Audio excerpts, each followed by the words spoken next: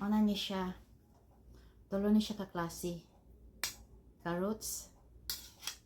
Akong gi cube ang radish. And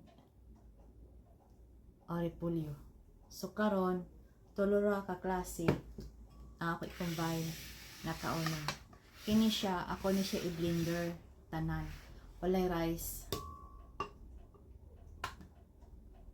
So man ni siya tulo ka klase.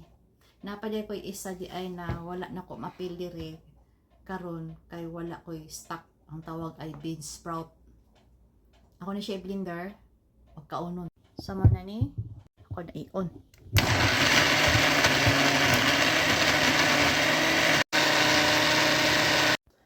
Nagsara ko mukautan on.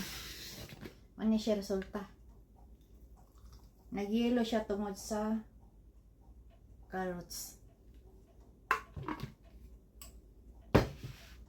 Oh, di ba pagkaon na, di ba yun ang doktor nga kaon daghang gulay kay sa kanon. Kay kini siya dili na sa pang lose weight sa health, labi nang may mga sakit-sakit dali ka maayo ini. Plus akong sudan manok. That's it.